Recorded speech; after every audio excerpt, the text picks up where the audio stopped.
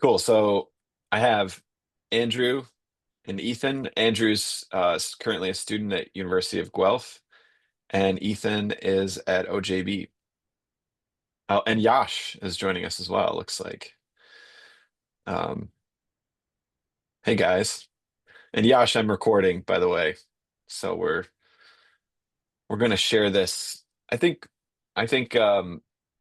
it's been difficult to get people to sign up for this workshop, and I don't know why. And maybe it's just the title or something, but in a way, I think this is a very important workshop, and I important enough that I think I just need to just share it. So I'm recording. I want it to be a conversation, and I'm going to be showing you guys a lot of cool stuff. I want to go at a pace that everybody can handle, and I'm hoping that this is honestly something that a lot of people get a lot out of eventually. So yeah, thanks for joining. I don't know if you guys want to say anything about what you're interested in or anything like that, but I'd love to have your voice in this workshop. I want this to be kind of a dialogue. So Yeah, I think, and thank you for being here on a Saturday. no worries, Chris. Yeah, I think it's gonna be interesting going over kind of how you can set different nutrition values or like even like set up like relationship values between plants. I'm looking forward to understanding how you can do that to kind of create a matrix of relationships or a community of plants. Yeah. Um, Yeah, Ethan, you got any particular? yeah, thanks, Chris. Yeah, so I work at OJB. I'm an associate there, landscape architect, and I'm excited to see some of your new tools and how we can incorporate them into our workflows with our, SD level analysis and really even, into setting up our construction documents and how it can inform our designs. Yeah, awesome. Hi, Yash. Hi, hello. Can you hear Welcome. me? Yep. Yeah. So, I'm at NYIT. I'm a thesis student right now, and Yeah. thank you for letting me in on this workshop. I know you give me this favor pretty soon. So, Ishan Kumar from Alankit, he gave us a good workshop on basics of topography and paving recently. Yeah. And even since the time he's been speaking about Lankit, so I'm in the same class as he was before in NYIT with the same Yeah. professor, and she's been highly speaking of Ishan Kumar and Lankit. So I was like, okay, I'm doing something about symmetries, and not that I'm that Oh wow. yeah. So it's basically like rethinking of where symmetries are done in urban environments, urban context. So it's like a Mhm. take on vertical symmetries, Cool. but it involves a lot of like landscaping. Definitely, that's all about the symmetry. Like how do you landscape it, and the Yeah. fact that I do not have any experience. And for a student like me, it would be just great to have these tools at hand, which make it way easier because I do not have as much as of understanding of landscaping as these two individuals, which Yeah. are definitely landscape architects. Yeah. So I think it not only would help landscape architects, but since the time I saw some YouTube tutorials of LandKit too, and it seems like it's a pretty helpful thing, even though you do not like it was quite complicated for me to Mhm. easily grasp the usage of landkit topography because even Ishan Kumar was he was Sure. going through how to do it. That 2 hour workshop couldn't be enough, so that's why he split it into another 2 hour workshop that's happening soon Yeah. because it's Yeah. quite a complicated topic to understand. But paving was pretty easy. Paving took an hour or two for understanding how to use it actually in Rhino. Yeah. Yeah. I think that's perfect. In terms of the complexity, paving is always the easiest thing. It's like you create a zone and you get a mix of colors and it's easiest to apply. Topography, um, I would argue that there's certain amount of the topography tools that are very easy, right? But then you can begin to layer in all these things, and we're going to look at a little bit of that and sort of some of those simple moves. This workshop is focused on the hardest thing, which is planting. Um, but it's because planting is so hard, and it's the linchpin of all of our ecological efforts, right? Like it's the one leverage point that we have to deal with water and do stuff with carbon, obviously, biodiversity. It's where the we control soil. It's where we help other fauna and other species like pollinators and other ecological actors. So yeah, plants are really hard because there's so many things to solve for, and that's what we're going to be doing, and that's what LandKit really is trying to do. So that's a perfect, um, that so I realize you guys are kind of all at different levels, but my hope here is that we're going to record this, and one of the reasons to record this is in case you're like, what did he say about this thing, or that one part was so good, I want to watch that part again. Whatever the case may be, we're going to try to go through at a pace that people can understand, but at the same time, it will be recorded. So if you do get a little lost, it's okay. Just realize that. So I'm going to, first of all, share the participant package with you guys. So that's in the chat. You can download. There's 3 folders. So there's like 3 main demos we're going to look at. Each demo is kind of beefy, and the last one is actually very much about sort of parametric site design in many ways. But what I'd like to do is take that parametric model and then with you, kind of maybe we build some things into it based on a conversation. So let me share my screen, and I will bring up Safari here, and we're going to start. I'm going to do a quick little intro presentation. So Chris, I just wanted to say, I like what you said yeah, about planting being hard. And I think it's one of the hardest things to incorporate into our 3D modeling workflows and sort of accurately yeah, portray. It's like you do you do a lot of homework when it comes to the planting design, and then you kind of go into Lumion, and it's really just like a vague representation of what you've done, so much hard work to sort of document. And yeah, I just really think there's always a disconnect between the research you do and picking out the right plants and how you portray them in your model and how you portray them in your renderings. yeah, absolutely.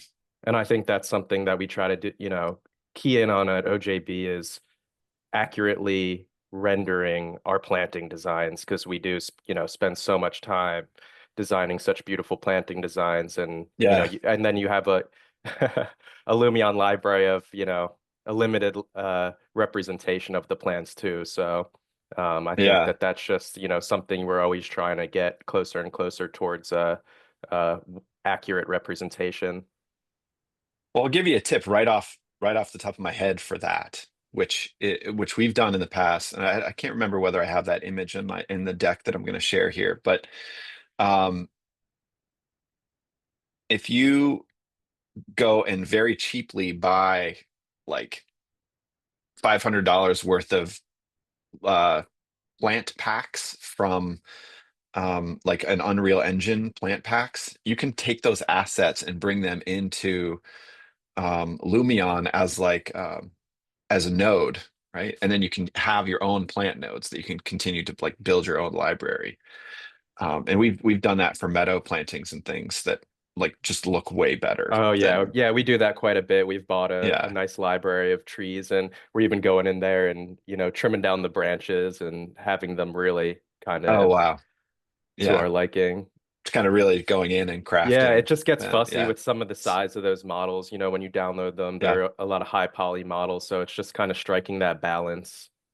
Yeah. Absolutely. Yeah. That's a challenge. And I know I've heard D5 has really made a big effort on their library as well. And we admittedly have not had the like bandwidth to kind of really dive into D5, but I have heard that it's also it's very similar relationship where we can export out all these different species, and I'll talk about that. I'm making a point with some of these things you guys are mentioning, um, where you can spit out the different species as node Yep. like cluster, or basically a file full of all those echinacea or something, and then bring those in and mass replace them with the sort of the more realistic representation that you've chosen, whether it's in Lumion or D5.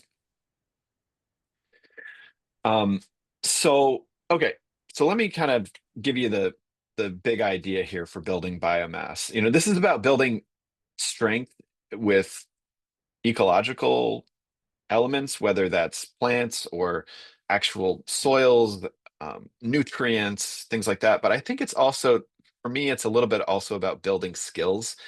And I'll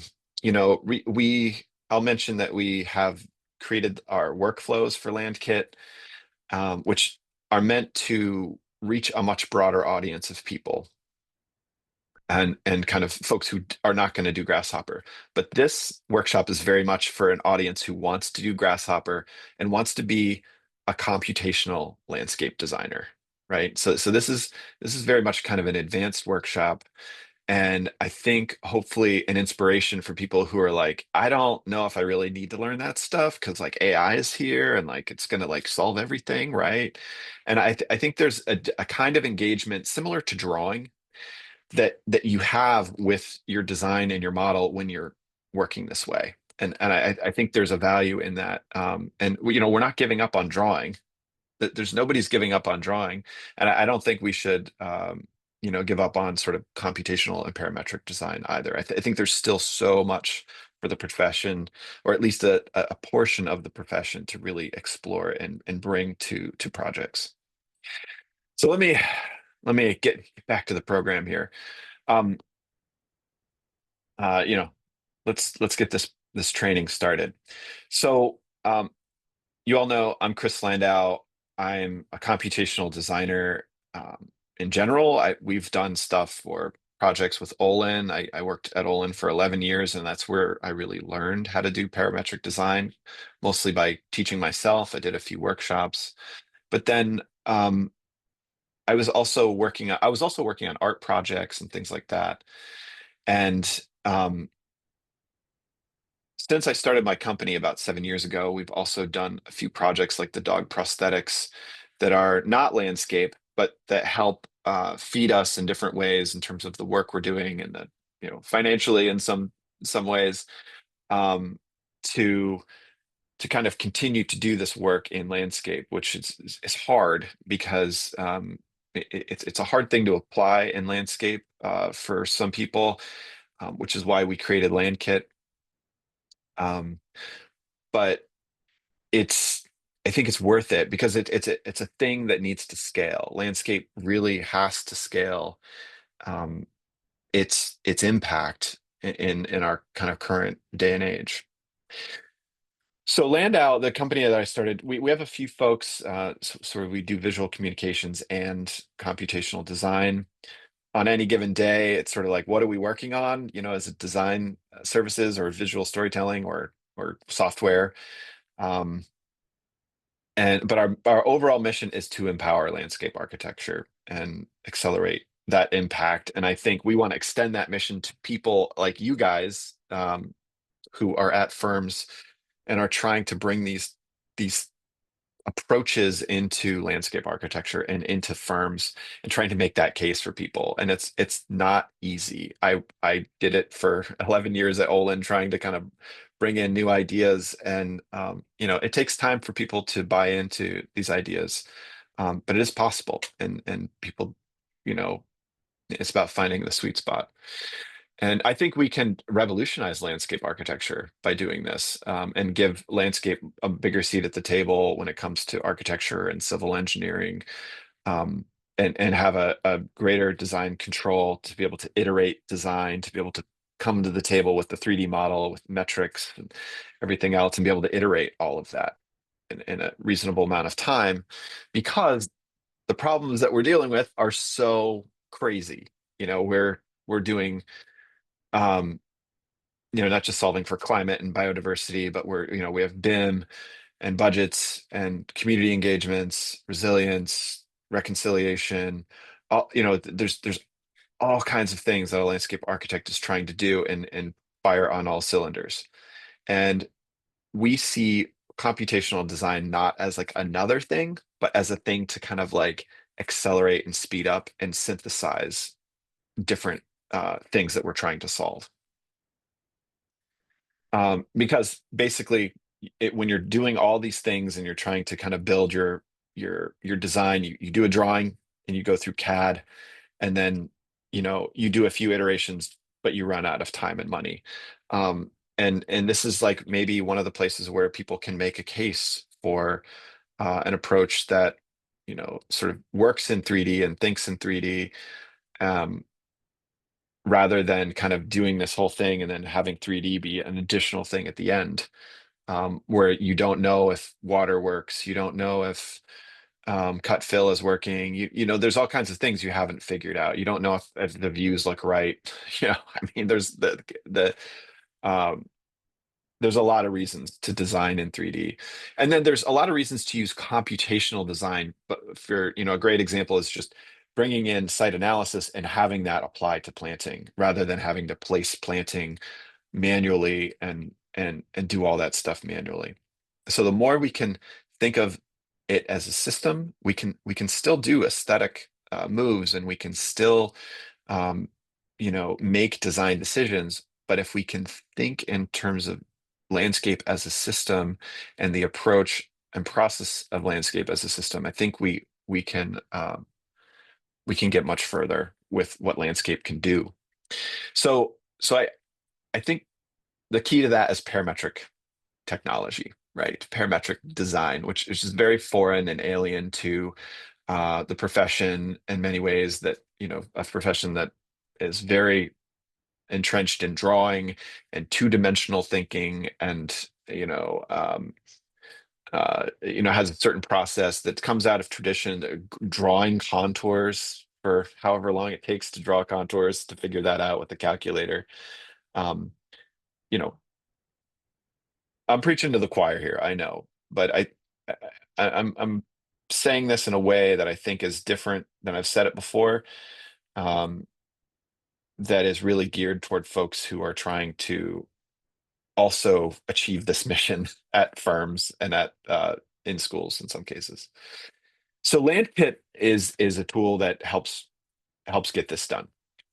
We have the sort of functionality so that when you have simple parameters and geometries going in, we can get a 3D model that is fluid and changeable, that we can use for visualization, analysis, documentation, and eventually evaluating all those things and saying, is this right? Is this what the design, is it doing good enough? Is it hitting on the cylinders that we want it to hit on?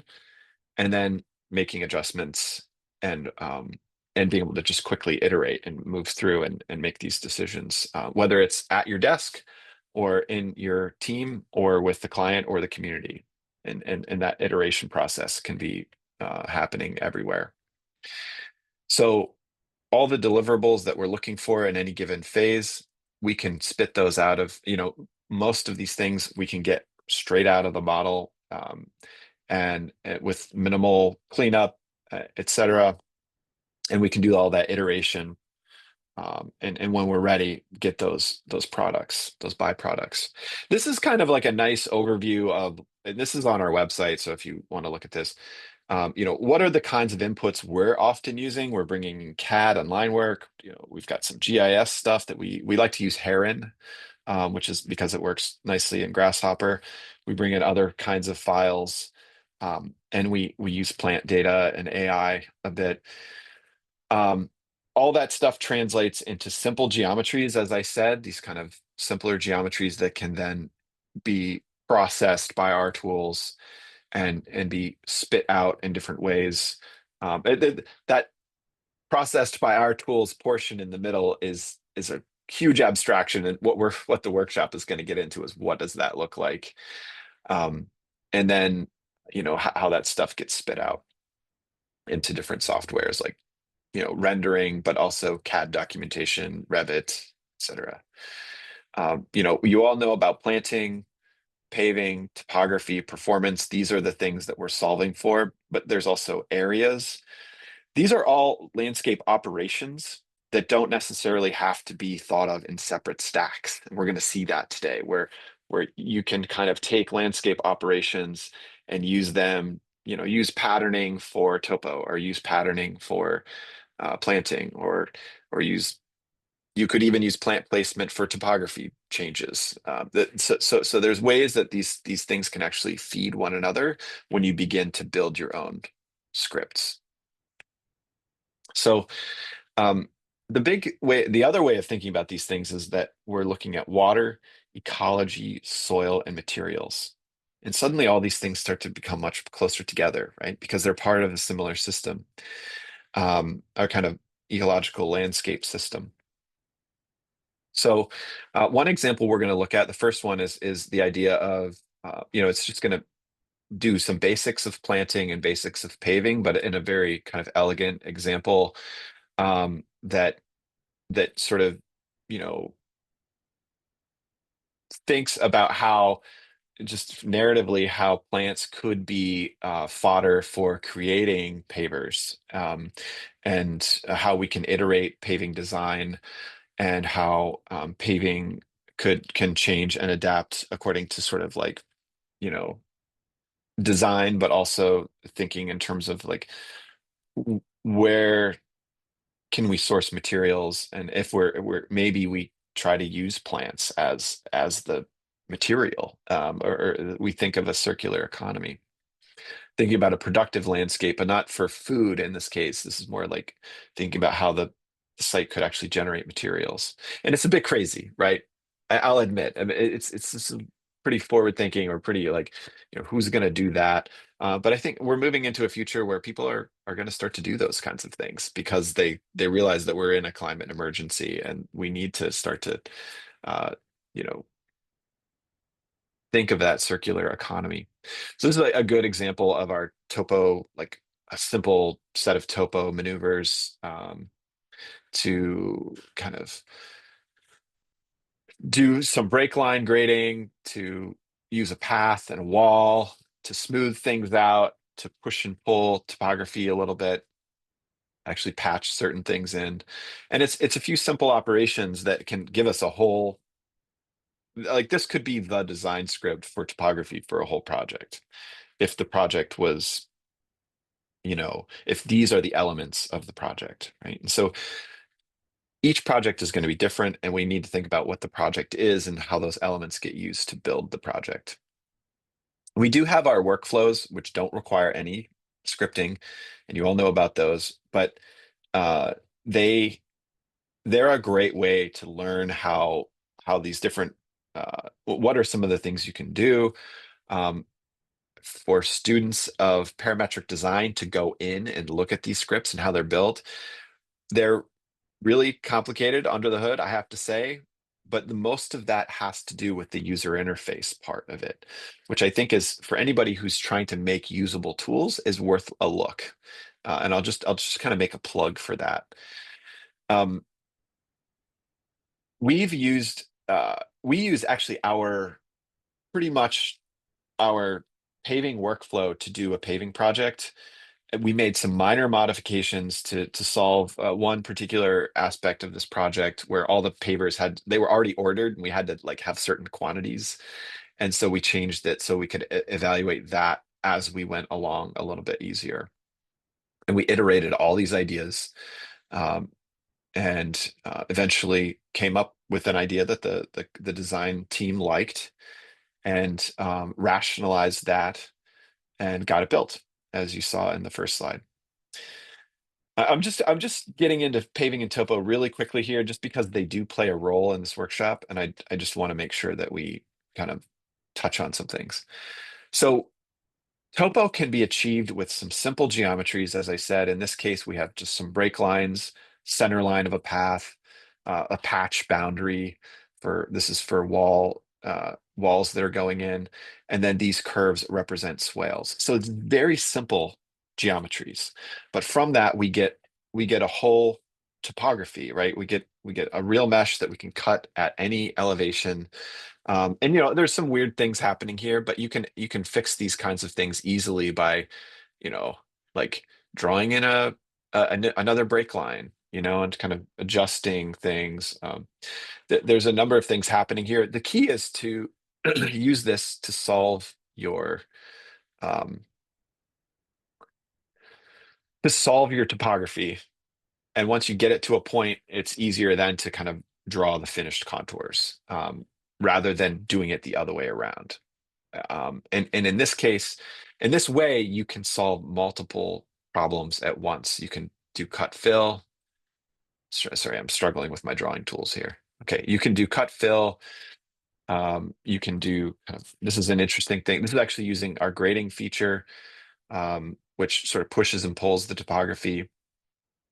And as I mentioned, our topo workflow covers a lot of this functionality, but you can take the functionality, as we'll see today, and pull out these pieces and do things that are part of a larger script. Analyzing elevation, uh, designing your site with areas, and using solving for cut fill. Cut fill is a really important thing when it comes to carbon, because the amount of carbon that goes into moving soil off of a site or onto a site is a lot, and you can save a lot of carbon if you're trying to meet certain goals by balancing cut fill. And there's no reason why, well, there's probably reasons, but with the tools, there's no reason why you can't see that and design it into your design while you're working. And also be able to toggle into water flow mode and see where the water is flowing, and understand that not only is it going to this one spot, but that one spot also has like a lot of intensity there. And we have some other modes that I don't have here. When you're dealing with water flow, we've recently added cross slopes. So there's a bunch of new tools that we added recently. But cross slopes are a huge thing. They're going to change the amount of water flow to a location a lot. You think about the amount of surface area, say on this path altogether, if all the water's flowing from one side to the other, or one side or the other, you've got quite a bit of water volume, or water per soil moisture, or whatever you're thinking about. Firms are using this. Andrew just had an internship at Design Workshop, and they are using this to do modeling, to do design. This is their Point of the Mountain project, where I think they were mostly just using this to build the model. Firms like Fido are also doing a similar thing. Rayner was telling me about how he was sort of loved how he could push and pull these different elements. All the contours here are being generated by the topography and not the other way around. So that they're actually using break lines and such to generate the topography, and kind of get to the point where they feel good about the design, and then you can bring it into CAD and kind of clean it up and make these perfect poly arcs. But back to Design Workshop, this is kind of a great example of a rendering project where we can quickly model the topography, do very unique paving projects. I don't know if Andrew was part of this project, but they were iterating. This is just one of like 4 or 5 different iterations that they did, different styles, basically just using the planting tools to place the plants.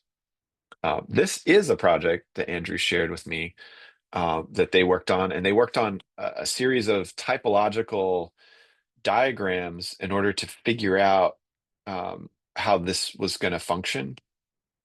And Andrew's welcome to talk about it a little bit more, but these are these are little gifts that they made of that process, and how you can sort of shift boundaries around and change the edge of that planting in different ways. And I have a feeling that Ethan is sort of seeing some similar things, at OJB. You summed it up But perfectly, Chris. I have nothing to add on okay, to that. good. All right, good. I'm glad I got the right story. So let's get into planting a little bit here. This is what the workshop is about, and I apologize if about the big build up here, but I think it's important information, important context. So we've been harping about rules-based planting design, where you can have different layers, and you can sort of define color, you can define plant typologies, you can define height constraints, water constraints, sun exposure. This particular project does it all. Like it's so many different things, and actually the design is based on a series of layers of 2D things that we've created, but also the 3D trees and the buildings that cast shade, and sort of an analysis of water that we made to figure out where a wet area would be based on that we were going to create a bioswale. Um, yeah, and so the big idea is that we have a bunch of rules, and then when you place the plants, the tool is just going to place them according to the rules, you know, and we can see this really easily in our planting workflow, which I'm not actually going to go over in today's workshop. Typically we are doing that. We've got plenty of examples of that. We just had a workshop yesterday for that. But that shows you how you can place plants based on sun, flower color, soil moisture, and you're able to do some of the stuff that Ethan was asking about with spitting out 3D representations that you can then bring into programs like Lumion. The plants here are the coverage is a little weird. I think it's just a weird moment, but you can get better coverage using the pattern fill, and kind of also pushing and pulling the amount of fill that you have for the other kinds. The last kind of workflow that we have that we still haven't quite released because we've been really working on experimenting on a lot of things with this workflow is our tree workflow, or sort of soil cell workflow, where it takes the paving tools and the topo tools and the planting and brings it all together and helps us to build, you know, helps us to design soil cells, and the soil cells that have different heights, that have, maybe we can even customize them now, so you don't have to use a Silva cell or a Merino cell. You can use you basically spec out other products, and then you can array them in different ways, align them to the topography in different ways, and yeah, and everything's very custom. But this is, pardon me, let me clear my throat. Where's my control?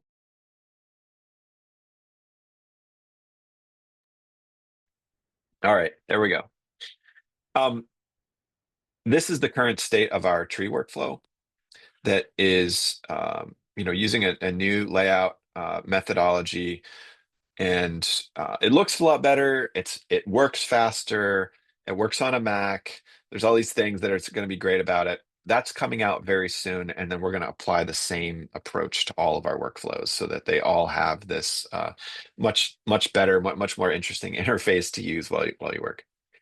And just because this is a developer sort of workshop, we're moving from human UI, which hasn't really been supported in several years, to DK UI, which is sort of a little bit more HTML, CSS based UI. So this is effectively a kind of like a web page that's being shown inside of this user interface panel, and we can adjust the settings of things that way as well, much easier.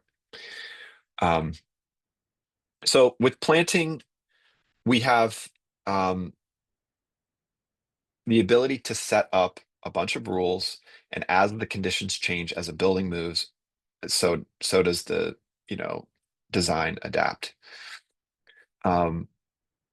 We can factor in things like pH, in addition to sun and height constraints in this case. So there's multiple things being solved at once. Planting can get integrated into an overall design, so that if we're changing the site design itself, those plantings are updating as well as the paving, as well as the topography. And we can actually create a whole script for a whole site, which we'll see today. And tying one image to drive planting and topography, which is kind of a cool idea. So you could actually scale that image that drives all of this and adjust those. Setting up a site where everything is tied together, but in this case, we could change the pattern, the underlying pattern of this whole site. Right now, it's just kind of a Verneuil, but this slide is really to show you that we have an AI prompt tool that effectively translates an AI prompt and result into LandKit plants, and it basically does all that right within a component. All you have to do is put in your SDK key for like you just get an OpenAI SDK key, which are very cheap. You put $20 on that thing, and you'll be using it for the next 2 years, at least. If it's just you, if it's your whole firm, it might run out a little faster than that. But you're able to ask it really unique questions and get the plant list that you need. And this is a really great tool, honestly. Like, and I also I know I kind of mentioned AI earlier. I'm not down on AI. I just think we it's a yes and proposition. And so let's use AI along with parametric design and drawing to kind of like do the best designs, right? And so what are the questions we have to ask AI? Sometimes it's more conceptual, sometimes it's getting an initial idea of a plant list in a place we're not familiar with. And it's great for that kind of fast knowledge gathering and synthesizing, and also scripting. So we'll talk about that a tiny bit.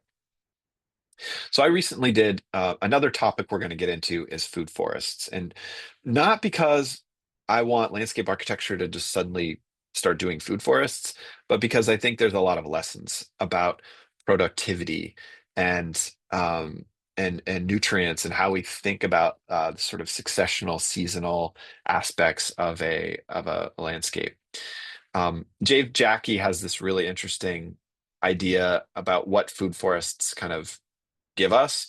And it's food, of course, but also pharmaceuticals, fibers that we can make things with, fodder where we can, use for, compost or whatever, or bricks, brick making, fuel, fertilizers, and of course, fun. It's, there's a community engagement, there's a human engagement that, we lack. In many cases in our modern world, we're stuck on iPads and everything else. And now I sound like an old person, but I'm speaking from experience. Me and my kids, it's like trying to get us off our iPads is, it's a challenge. So one of the things I created for that workshop, there's a number of things I created. So one was we drastically improved our pseudo plants. So one of the biggest problems with planting is getting the plant data and experimenting. And the nice thing about pseudo plants is it now gives you plants that have all these different parameters, like even the nutrient values and sizes, but they're fake plants. Like it's just coming up with fake plants, and it's a lot faster to use than the AI. And eventually, we want to bring all this together. Like we're kind of have this idea of like how do we bring plant data, AI, and pseudo plants, what we've done with pseudo plants all together. But it's sort of like one step at a time here. So the neat thing is we can begin to prototype landscapes and quickly adapt. And in this case, we're changing the site more than we're changing the plant list. But here's a good example where we're actually changing, generating these, fake plant names, but all have sun exposure constraints or soil moisture constraints, and also have other things. And so we're going to look at these today and how they can be used as sort of like archetypical planting, that we can then think about, okay, we have a functional solution and we know we like how this is working and how this looks. Now let's swap out some real plants for this. So it's a way of doing kind of research or kind of more conceptual planting. It's also great for workshops. So the other thing we can do with those is we can adjust the weights of how much each plant is going to contribute to a mix and what that starts to look like if we begin to pack those together and think about the texture and you know, um, the way all of these things come together is another thing we can iterate very easily with our planting tools in LandKit.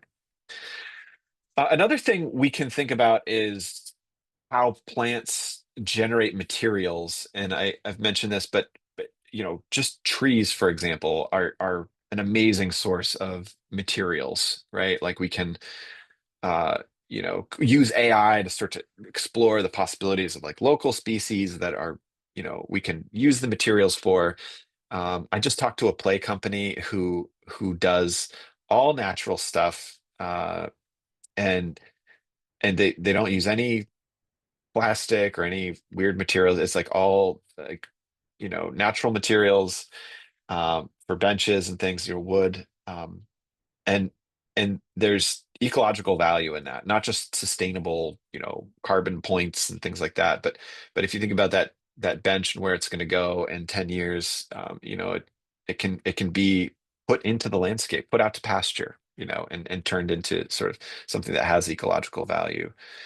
And that's another thing we'll be talking about is actually, the idea of compost and the idea of like how do we take the materials from our site, and start. And this is a little bit more of a less of a revolution in computational design and more of a revolution in like how do we begin to think about what's acceptable in a site design. Um, you know, Landscape architects have very successfully introduced meadows as a acceptable, beautiful thing to have, these native perennial meadows. But what about compost? How could like chop and drop or uh piles of compost in your landscape become beautiful, right? Like how does a designer kind of make that work? And I'm curious about that because I think we often are carting away all this fertile material that's also really good for biodiversity.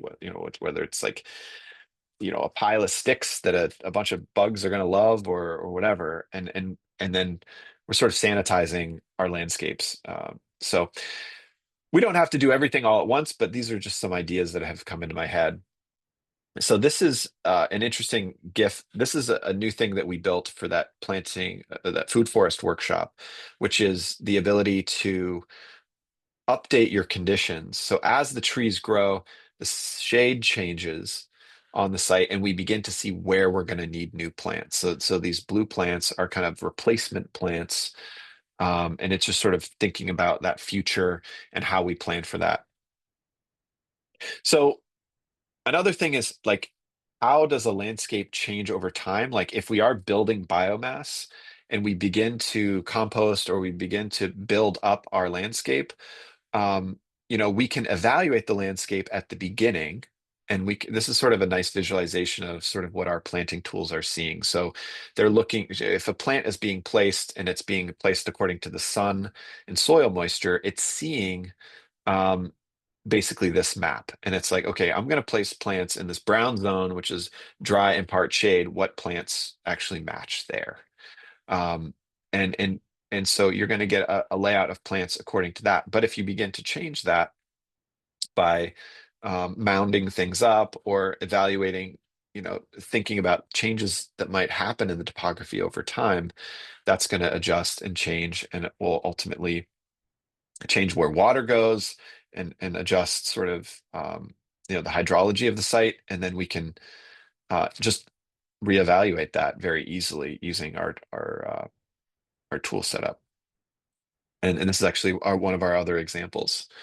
So, and then this is a bunch of plants that are actually going into those locations. And the neat thing is we can throw a huge list of plants at this and sort of say, okay, hey, like we see a pattern beginning to emerge.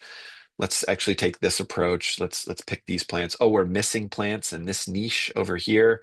We need more plants for that niche. We're working on a huge project right now, that has tens of thousands of plants that you discover that you just discover very quickly that you're missing plants if there's an area that doesn't fill the niche.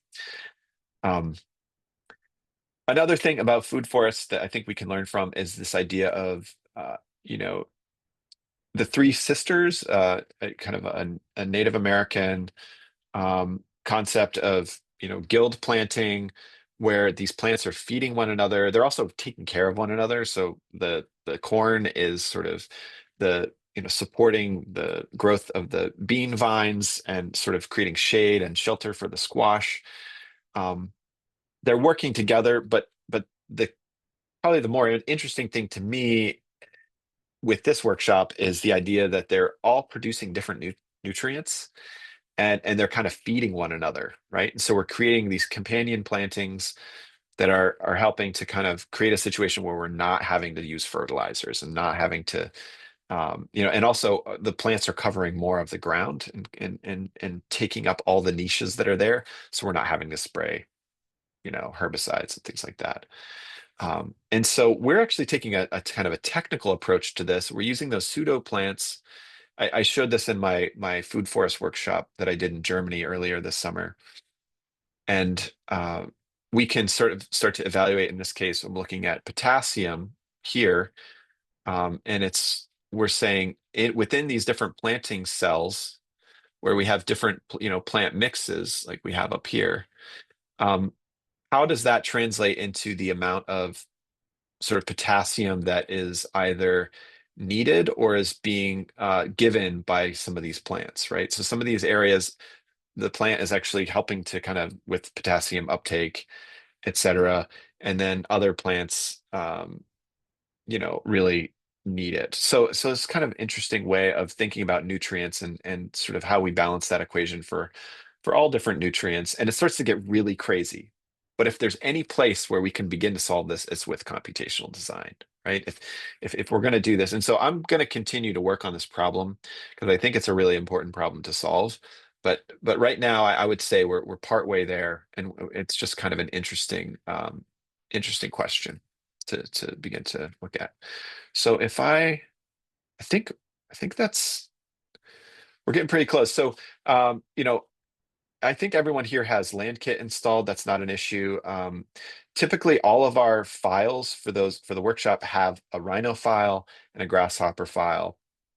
And so in that participant package, each of those three folders has that, and we'll be opening the Rhino file and then bringing the Grasshopper file in for each example. That's pretty standard with our workshops.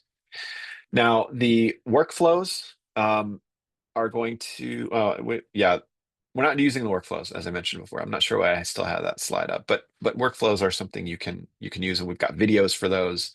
Yeah, and plenty of videos on YouTube for that and other things. All right, so with that, I'm going to stop this and I'm going to get cracking on one of these examples, which I know you guys are chomping at the bit for. So let's open the paving and planting example. So I'm going to say open with Rhino 8. And then, oops, I'm on a Mac. So all this stuff is actually working on a Mac now.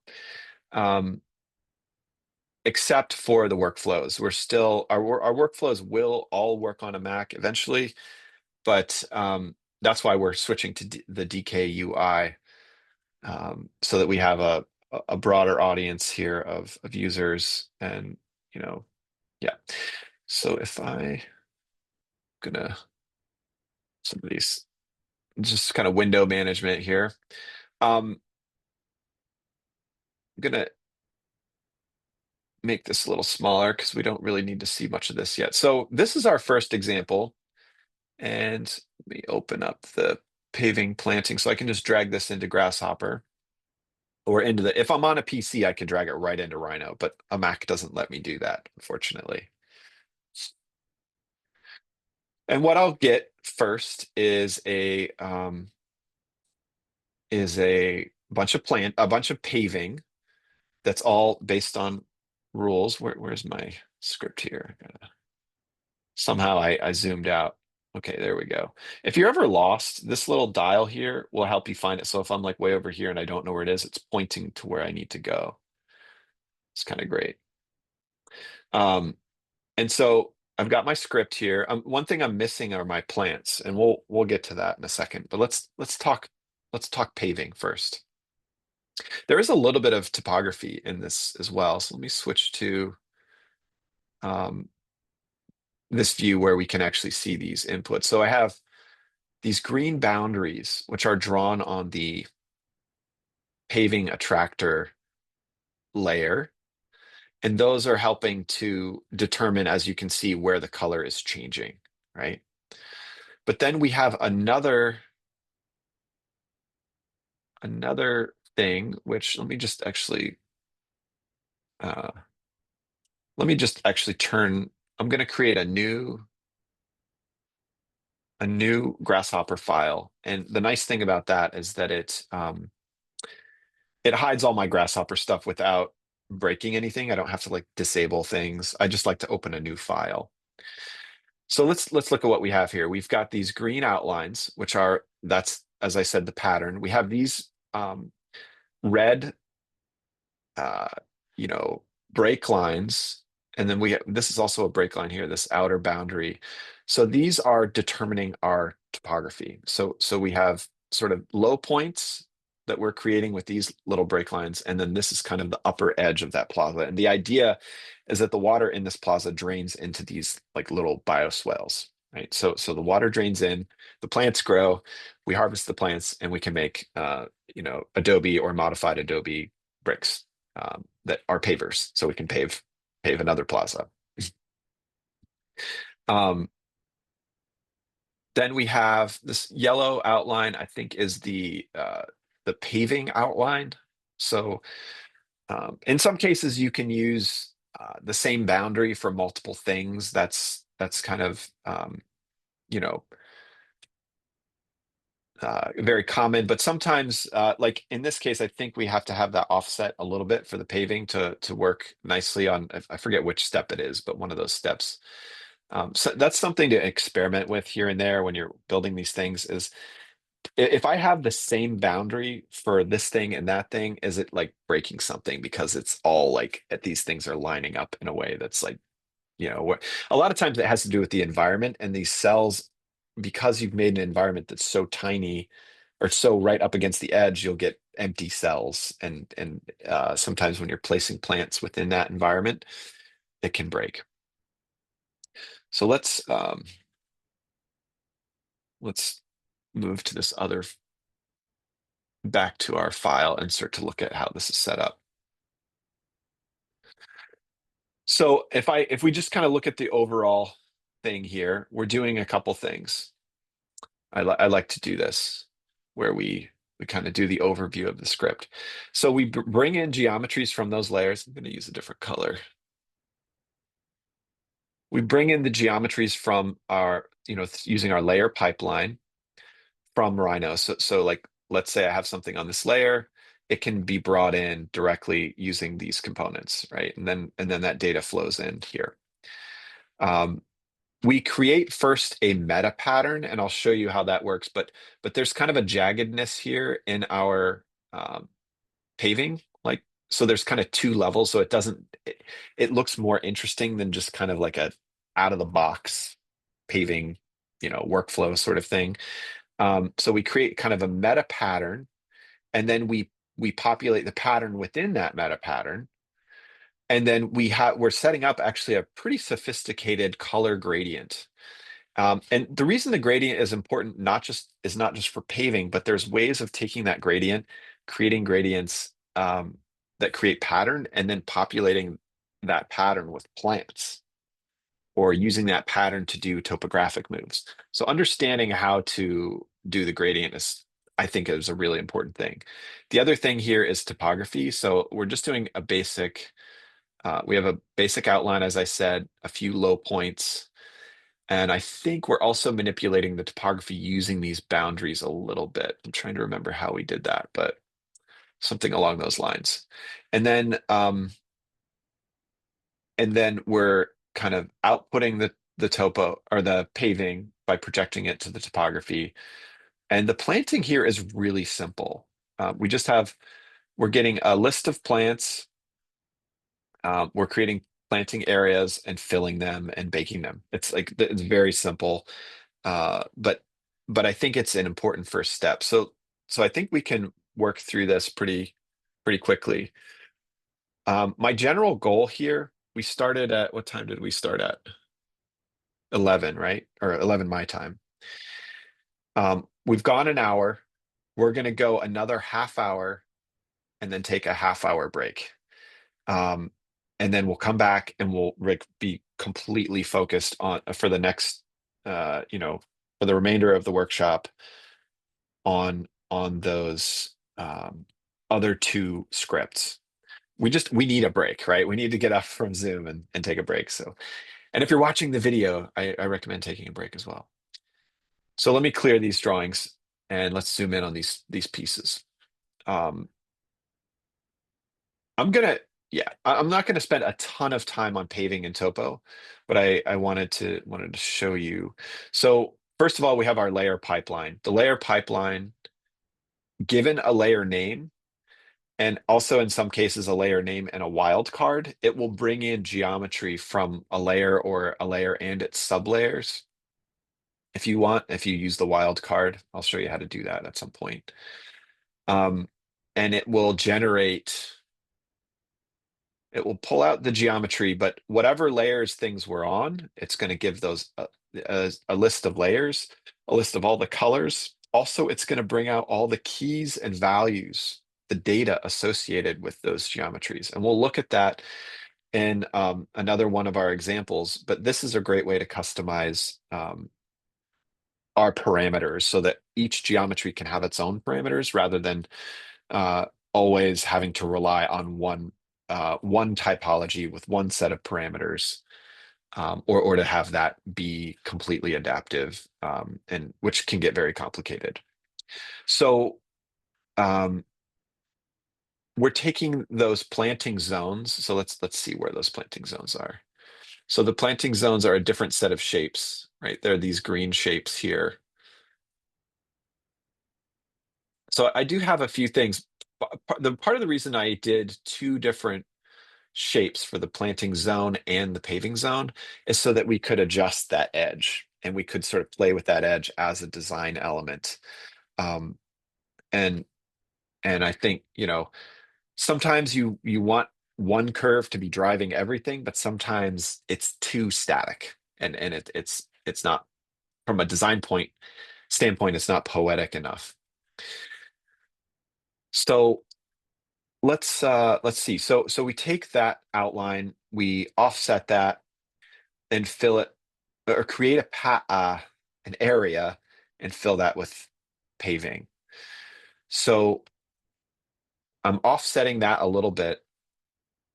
We create an area. An area is pretty simple. You're just taking a shape or a surface, you create a zone, and we've universalized this in LandKit so that an area can be used for planting, for paving, it can be used to project to the surface, it can be used for all kinds of things, for collage, which is we're going to see. And then we fill that with a pattern. So if I look at the pattern that we're filling with, you see that it's not the pattern that we end up with the paving. It's actually a much bigger pattern. But if we look at that pattern, you can start to see what's happening. So I actually use our boundary to cut our trim that. So if I use my drawing tools here, this is the boundary of that paving area. This is a cut paver. This is also a cut paver. This is a cut paver. Cut, cut, cut, cut, cut. You see what's starting to happen here?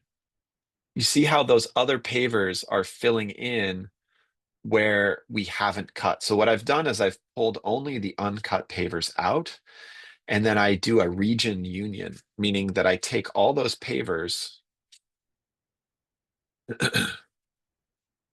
I take all those pavers, and I'm doing a middle click here in order to preview or unpreview. But you can see that when I zoom out, that I have a boundary and a zone. These zones are actually like solid zones now. So I've used the paving to create a kind of crenulated edge for that design. And then what do? I turn around and I take those and I turn those into areas.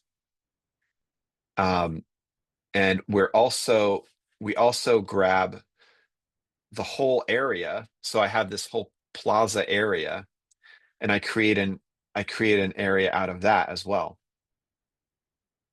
So well, here's what I do. Actually, I take the outside edge and the inside edges, and if you use the boundary surfaces tool, it creates and this is hard to see. Let me hide these pavers. There we go. It creates a zone that has holes in it. So if you have curves inside of another curve and they're all at the same plane and you use boundary surfaces, it's actually going to create a zone that is a surface that has holes in it. And there's ways we could do this using the collage, but it's like a lot of steps to do something that's actually pretty simple because we just have two basic things. We've got the outside and we've got the inside. And there's no sense in creating a collage. And I'll show you the collage soon enough. So we turn that into an area, so areas can have holes in them. That's kind of a cool thing to know. But the way that you give it something that will actually work is by having a surface rather than a curve boundary. So an area will accept both curves as the boundary and surfaces as the area, but you can also have surfaces that have a hole cut in them that work as well. Okay, let me hide these. Now we fill again with a pattern, and you can see that this pattern is sort of following that. And again, we do a trim and we keep only the uncut pavers. So if I just double click on my canvas and type curve, I'm just trying to get that curve container. I can add that and sort of see where my pavers are landing, right? So you can see, we'll get to this brown area in a second, but you can see that those curves fit within this other pattern that we made, this meta pattern. It's nice because it's not, it has like kind of a multi-layered design language to it, and it takes advantage of computation. We can still very easily take a shape. Let me turn on my planting zones. We can take a shape and we can, move an edge here a little bit. It reprocesses everything.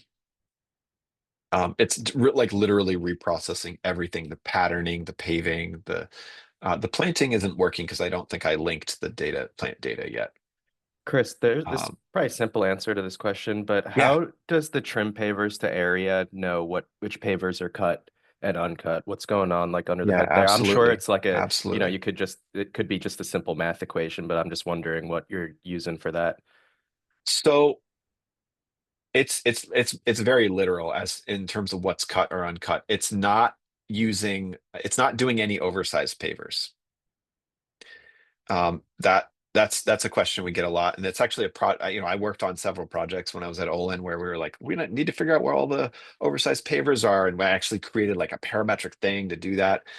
And I haven't built anything like that into LandKit, partly because one of the biggest challenges there is contractors, and oftentimes people like even when they try to design to that level, there's still liability with the contractor, and like you still have to have the contractor doing those things. So um, that's probably more explanation than I needed for this, but basically it's just like which pavers are actually cut. So which pavers are cut by the boundary of the area, right? So Hmm. so in this case, every single paver here is not a solid rectangle. It's a rectangle with a slice out of it, right? And then all of the ones that are inside are uncut. You can also just get all the pavers, or you can get the resulting area that has all the pavers in it. Um, so that it's just keeping track of all this different data, right?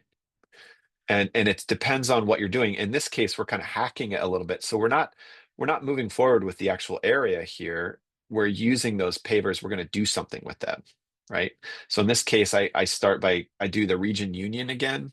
Oh, this is actually going back. We're kind of going back here. Let me move forward. Does that answer your question, Ethan, or were you asking something No, that else? answers my question. It's a really Okay. simple answer. It's just the boundary is dictating which ones are cut and Yeah. which ones aren't. The Yeah. the area boundary. It's Yeah. it's like some of this stuff is like we we input all this data and it's sort of like that data if we want, in many cases with areas, environments, plants, all that data can keep moving through the system, right? And then we can use it later in different ways. In this case, we're kind of it's a moment where it sort of gives us a few results that we can use. So we take that. I do a tiny bit of an offset in this case because what I did with this pattern is I actually gave it a seam because I want the pavers to be realistic. I want them to be slightly permeable as well. And so I've given them a 1/4 inch seam. And then what we're doing over here is we do an offset of both sides. So 0.2 on both sides is 0.4 really. And so when we see the overlap, these are all overlapping a little bit. And I think this is 0.4 feet, not inches. So, and then what I'm doing is I'm saying, okay, create a zone again. And then this is going to actually be our planting zone. And then I actually re-offset it so that it meets. So some of these are like really grasshopper native things. But the cool thing is we're kind of using them in combination with these landscape operations, right? And so LandKit doesn't do everything, right? There's no reason that it should do everything. There's so many native components that can be used to do things. It LandKit is really helpful at these kind of hard landscape things like topography, planting, paving, and yeah. So once we have these and I forget what I'm doing here. I think I'm removing like the larger pavers or something like that. Oh, I think I'm removing the outside boundary of the paving. And then I use that to create my planting areas, basically, right? So I've got my paving area and my planting areas, and there's ways of doing this differently, but I liked this because it was like the pattern was dictating all the boundaries, and um, yeah. So then that area then gets projected to the topography. So if we sort of preview that, this brown that we're seeing is actually following the topography, right? Oops, I'm not plugged in. Huh, weird. Oh, I see. No, is it not working? Give me a sec. It'll be a lot smoother if this is working. No. All right, never mind. So you can see that that brown area is actually following this topography. It's kind of hard. Let me switch to this other view. There we go. Sort of follows that, right? Now, so that's getting visualized. Now let's talk about this pattern and this color thing because this is kind of crazy. So we filled all of these. We have a pattern, and then because I only want the pavers that are uncut, I do a quick custom pattern. So I use the area. And even though it's filled with pavers, if you fill it with pavers again, it's just going to replace them. So I'm actually doing a custom. I could also bypass and like plug that in there. But this is adding a custom pattern. So you just give it a bunch of pavers. In this case, it's the pavers that we see here. And then I fill that with the custom pattern. So we're doing these like successive like meta pattern. You sort that out and then you refill that as a pattern. And so it's a way of kind of sorting through. I kind of like to think of it as like a river in the way like a river sorts rocks, just by the flow. But once you have it set up, you can very easily move, change things around. So then we're doing um,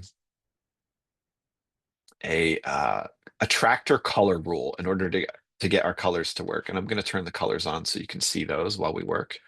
So the color attractor rule says that if we have attractors, which I showed you, this is the green shapes, we're going to turn those into surfaces. And then if the distance to that surface is 0 to 6, like somewhere in that range, that's where our paving gradient is going to change. And so then up here, we can basically create this list of colors or mixes. And we're actually relying heavily here on mixes. So where we are beyond, let me kind of zoom in here. Where we are beyond 6 feet, right, from here to here, we're using the first pattern, which is actually these two colors, and we're building a mix with those. And then here, like in that first zone, we have kind of a mix of these 3 colors, and we're building that mix. And then we have a mix with the grays. And so it's kind of interesting because we have like this, there's a lot happening in a kind of small space, but that's kind of what I wanted to get this visual transition between kind of an open plaza and just feeling like there's kind of like almost like a, you know, like a stain or like a, fungal kind of thing. I know it sounds gross, but it's sort of very natural, it's sort of in the headspace that I'm in, where you kind of see the blush of that around the edge, and then as it comes in, it gets more kind of, you know, uh, eroded, and then eventually you've got the planting growing in there. And it's this idea that the planting is kind of flourishing within these within the paving, and they operate together. Now, I'm doing a couple things. So when I create a multi-mix of plants, so I can have a list of colors, and that's 3 colors going in. And then I can have 3 numbers going in as well. So how many parts? So think of it as a recipe. So 8 parts warm tan to 6 parts light tan to 1 part French gray, right?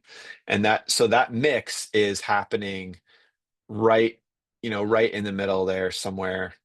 Or actually, where is that mix happening? Actually, I think it's happening here. It's happening here, and you can kind of see that because there's only 1 part of the French gray, like there's not much. Actually, I could change this. So let me clear. So I could go here and change this to, I'm doing this so that it doesn't reprocess very long. So I'll make that 5. And then what you'll see is around this edge, you'll see more of those pavers appearing, more of that gray appearing in that band. It's a bit narrow, but you can kind of see it. So then we take, we've got an area filled with the pavers. We apply the color rule. So we've created a color rule, and then we basically add that color rule. We have our colors, which is 4 mixes, and it shows that each mix has a set of colors to it, right? And so then it's going to feather these together over the course of that gradient. And anything within the gradient is going to be all of the like first color, and anything sort of outside will be the last color, or vice versa. I can't remember. Let me see. Yeah, inside is the first color, outside is the last color. And then once we do, fill it, we can take those pavers, project them to the mesh, to the topo mesh.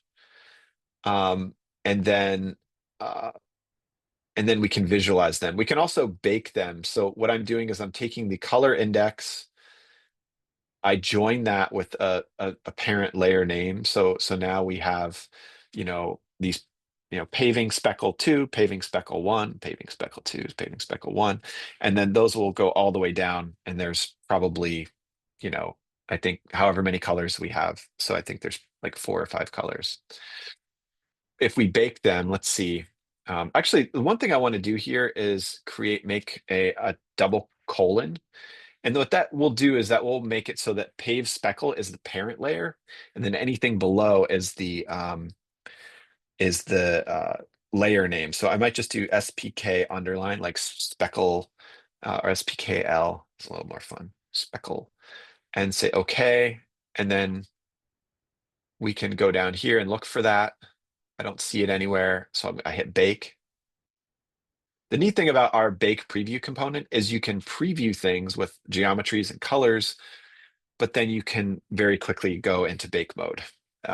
And we like that. Or you could just make this toggle always true so that any changes you're making are going directly in.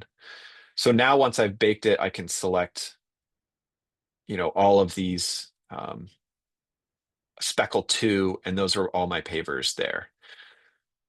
Really cool. There's a lot of applications here for generating patterns and then pulling out indexed colors or whatever. You could do that, both in Rhino, but you could also then you could do that within Grasshopper and take and use certain things for certain patterns. Like maybe this color all becomes permeable and then we plant those or something crazy. Or we use those to generate where the topography gets a little higher. I mean, there's all kinds of wild things you can do. So then let's actually talk topo really fast. So with topo, we are taking we're using what's called a geoset, and that allows you to create a parent layer. So we have a parent layer here called site topo. As soon as you run this, or as soon as I think it maybe is when you plug it in, it creates all the sublayers that you need. So you can draw your break lines and or contours and or spots. You can do other geo, which is surfaces or meshes. And then you can create boundaries. Boundaries and mend, that's kind of a little more advanced. We can talk about that later at some point. But boundaries basically let you, if you're doing a patch mod, the boundary will limit your, geo set and like which geometry is being used. You can refresh that. So if we start to change any of these settings, we're going to hit refresh. That's probably something changing in the near future, is that we'll just keep that live. There are ways of using the layer pipeline, and also, this is kind of important, this is similar, that you can build a geo set and you can have all the same inputs that you would here. Let me see. So like all the same inputs you have here, you also have here. But you can also have a geoset itself. So you could basically plug this into here and then add a few extra spots, like using some computational thing or whatever, right? So this gives you more options of like blending things together, blending all those different inputs together. Now, the geoset comes in, it creates this sort of set of geometry.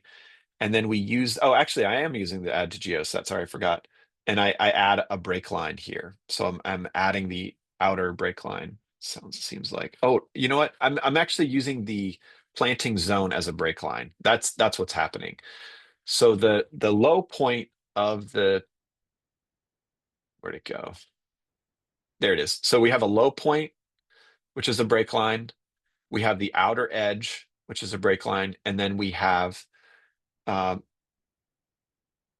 adjusting it just half a foot, we have this outer boundary, which also becomes a break line for that topography. So when you look at these pink contours, you can see, I'm just hiding this. Oops. You can see that it sort of starts around the edge and it grades into those zones, and then it dives down a little faster to the low point. We create a topography using that geoset. So that the reason we have these separate steps is so that you can add things, or you could add features like walls or paths. And then finally, we smooth that whole topography so that we get a nice smooth, terrain effectively, because we don't want it to be really rigid in this case. We kind of want it to sort of blend together. It was part of the idea that even in here, it's sort of like as these pavers are changing, they're actually sort of dipping, starting to dip into that planting zone. I don't know if you could get a contractor to build that, but I think it's pretty freaking cool. And then you draw that topography, so you basically just have the mesh. You can change those settings if you want, and that's for another workshop. And then you get a mesh out of that. And then this mesh, this is something that I do a lot when I'm doing a script, is I take the mesh component I label it with the topo label. So you right click and just change the label here. So I group it basically. So if I make a mesh, plug that in, I hide it because I don't like having geometry repeating all the time. I do a group, Control G or Command G, right click, say topo. I copy that, plug that in, right click, and I hide the wire. I know it's a lot of steps, but it's like it's so worth it. And here's why. I can take this now and use it anywhere I want. I can use it over in this part of the script or this part, and the wire disappears when I don't have it selected. If I need to figure out where things go, in the case of the one that I already have, I can just click on it and it shows me where those options go, right? So I can always, and I can click here as well, and it traces back. So I can always retrace my steps, but when I zoom out at the overall script, I don't have all these extra wires. This actually, if you look at it, it's kind of just that little thing confuses the script. If I click off, it actually, these things begin to take on their own, you know, like areas. And I like that about the visual scripting, right? You can see these groupings. And a lot of the work that I do, like, so I'll just tell you, when I created the script, I like I was going like just building all these components, deleting components, saying, no, that's not right, you know, going back and forth and building these things, building up the logic. Some of them were artistic decisions, some were, you know, technical decisions. But what you end up with is just like a you try your best to follow all the best practices, but you end up with a chunk of a script, right? It's pretty messy. You got wires going everywhere. And then what I've done here is I've cleaned it up. I've adjusted things. I've kind of given things room to breathe. I try to make sure that wires aren't running all over things. There's, you know, they have a logical flow. I can see that, okay, there's a bunch of stuff happening here. You know, in this movement, it's almost like music, you know, like there's this movement and then there's this underlying thing that happens here. Eventually they come together and they you know, so what's that point where everything comes together? Let's look at that actually, because I think it's sorry, my drawing tools are a whole other thing to manage here. So where it comes together is where we place plants. So let's make sure we have all those pieces in place. We've gotten the planting area. Um, and let's get our actual plants. So I've created a list of plants using an AI prompt. Actually, I said, hey, I want some like nice herbaceous plants, maybe kind of like rosemary, but things that I could use to make Adobe um, that that are going to do well in a plaza. So you can ask. The cool thing about AI is you can ask all these weird parameters, and kind of it's going to find things that, you know, I don't care how good your plant database is. It's going to be hard to like narrow down to these like weird functional things. And I love AI for that. So, but we're not using AI plants in this case. Ironically, we're using the ERA plant database. And so when I asked it, it knows what ERA is, and I can ask it for ERA plants only. So that's another really cool discovery for me in the last few months. So if I say select one file, I can go and into my demos or in your case, your participant package, and you can pick the planting and paving and do the ERA data .csv. And we're going to open that up, and it's going to pull in. And this is one we don't actually talk about, I think, enough, is that you can literally have the larger database and just give it a list of names. And so you could edit, like if you had like multiple mixes or something, you could have this big database that's like your firm database or like just the ERA or specific to a project. And then you can pull those out using this list of names. You can also sort of say, hey, I want a random 5 plants out of these plants, you know, so I could just say, I only want 5 plants. I'm double clicking and typing 5 here. So I just plug that in and I say number of plants is 5. So you'll see here that it gets much more limited in the quantity. I think it should, maybe not. I think you might have to have random turned on. So let me toggle. I thought it would limit. Maybe when you give it a list of names, it overrides that. There's a lot of possibilities here, and yeah, the logic is it's a little hard to keep track of. Okay, I guess if you give it a name, it doesn't want to do the limiting. So that's a tricky thing. You might have to like pick a random list of these and plug those in. That would be the way to do it. Apologies for that. Sometimes I forget once I dig into the details. Um, so the way you could do that is say, just in this case, I could say random reduce. This is kind of the opposite where you sort of say, okay, give me a list. I'm going to reduce it by how many are there here? There's 19. I'm going to reduce it by 10, leave 9 plants. And then I can plug those in. So now I have a randomly reduced list of plants. And then I could change the seed for that random reduction, and say, oh, that's an interesting mix, or that's an interesting mix. And then I could always investigate and see what is that list. The other cool thing is if you zoom out here. Oh, I thought I had it. Maybe I didn't. Oh, I didn't do it on this one. I'll show you in the other demos that you can actually have a schedule. So we could be seeing, trying to hide something here. We could be seeing a whole schedule of plants. That's another way to see what your final list is. All right, so that's the plant list, and what it's doing is it's taking and bringing all our plants in with the data that's in the plant database, and then I'm changing something here, an attribute of the plants. I'm changing the cluster radius to 2. If we zoom in here, we can see that sort of the small plants actually have there's more of them, because if they all have the same cluster radius, then a bigger cluster radius is going to, or the same cluster radius for smaller plants is going to mean more plants. And for a larger, these blue plants seem to don't quite make the cut, and we actually only see 1 plant per cluster.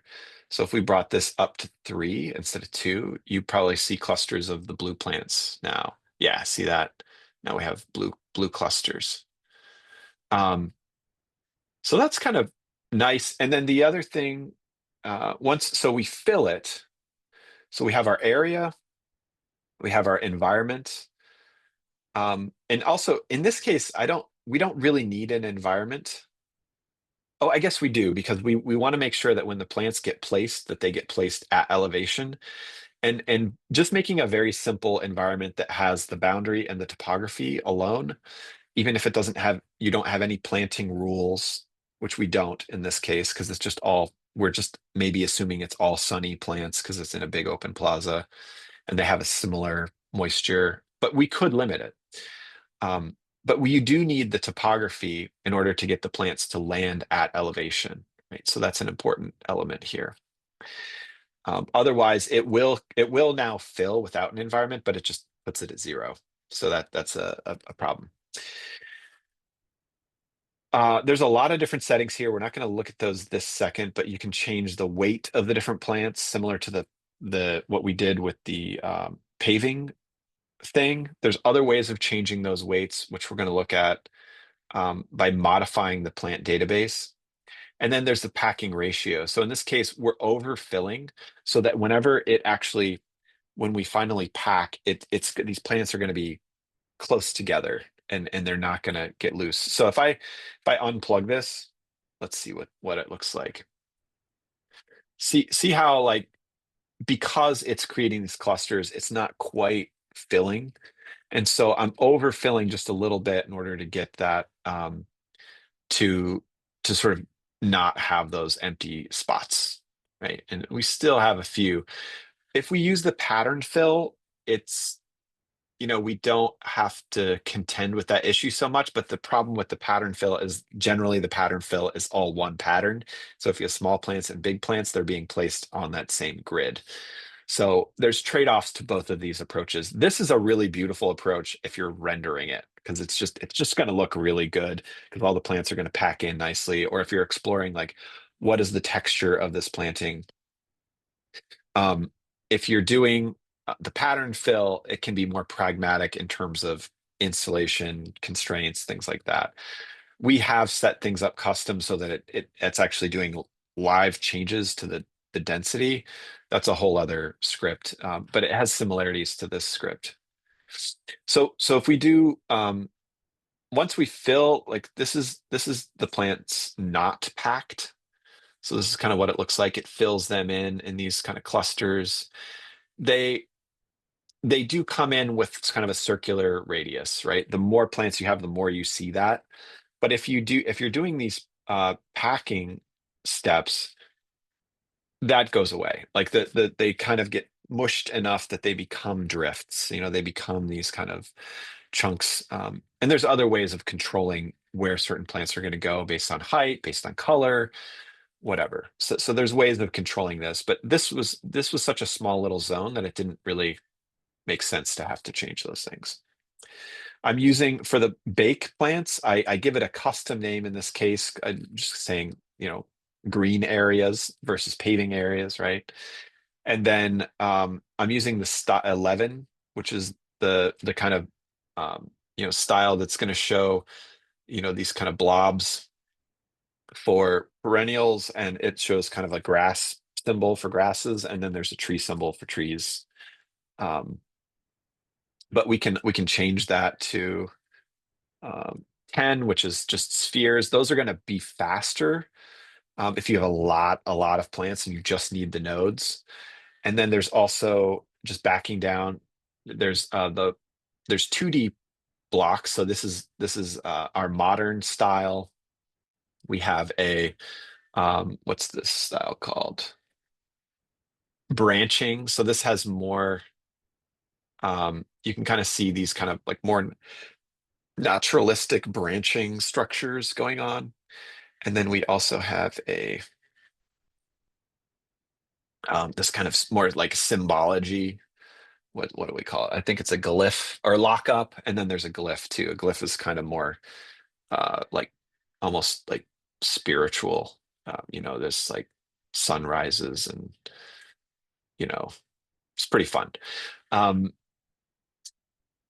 for our purposes, I think doing the 3D blocks makes a lot of sense because we're kind of looking at this beautiful, subtle change in topography and plant height and everything else. So, um, and then you can export these. So there's actually a button, and this wasn't in the workshop, but I'm gonna include it because of something Ethan said. We can export blocks as a DAE. So if I pick that and I activate that, I can say true. Well, I'd probably just use a button in this case. So I pick a button and then I activate this, and I can say, first of all, where am I saving it? I'm going to do it in my demos rather than so I'll do planting and paving. I'll make a new folder, call this DAE, and say open. And then it asks me, hey, like which ones are you actually having to export? And I would pick, it looks like I have some extra layers here from old planting that I was doing, but I would pick here, and then I'll say apply. Hopefully it doesn't do all the species. There it goes, it's done. So I go here, go to DAE. There's also this small chance this broke if I had empty layers. Yes, I think that's what happened. It had empty layers. So let me purge real quick. So I say purge. Oops. Purge. And I'll just show you. I'm just purging. I do this a lot where I just get rid of layers I'm not using, blocks I'm not using, things like that. I say apply. I do this a lot when I'm iterating plants because I'll get, especially with the pseudo plants, I'll just get all these layers and all these blocks that are now in the file, and then I need to purge those out. So here I can say activate, and again, go to my uh, demo file, planting paving, DAE, and say open, pick my green areas, say apply, and maybe this is giving me a hard time on a Mac. This might be the Mac problem. We haven't had this problem on a PC, so I don't know. This is maybe a discovery of a bug on the Mac. So one of the reasons I'm using the Mac is to start to discover if there are eccentricities that we missed. So that's an hour and a half. Let's take a 20-minute break. Come back at 1 o'clock my time. I think it's maybe 12 o'clock for some of you. Are there any questions while I'm, just little questions that you guys might have? When we get back, we're going to look at two examples. They're going to be fun. Planting nutrients. I think I'm going to be a little quick about this one, but it's looking at the pseudo plants and placing plants kind of in an area. It's kind of more agricultural, but this could be applied with different shapes and different ways to landscape. But I wanted to use the agroforestry example um, so that we can start to pull those ideas into our landscape designs. But then the final thing is this idea of planting and play, where I build up the whole site using a bunch of crazy operations. But what we're going to do is we're going to start to build on top of that. I'll sort of run through it, but then we'll build on top of it and start to think about um, building planting into it. And what I'm hoping for is that you guys can have your stab at that as well. But I'll walk through some of the steps that we'll use to actually build that out. Sound good? All right. I'm getting a thumbs up. Cool. I'm going to actually stop the Zoom and we'll all rejoin at 1 o'clock just so that we can refresh the recording and have the second chapter here. All right. I'll see you guys soon. All right, thanks so much. See you in a bit, Chris. Yeah. Get some food.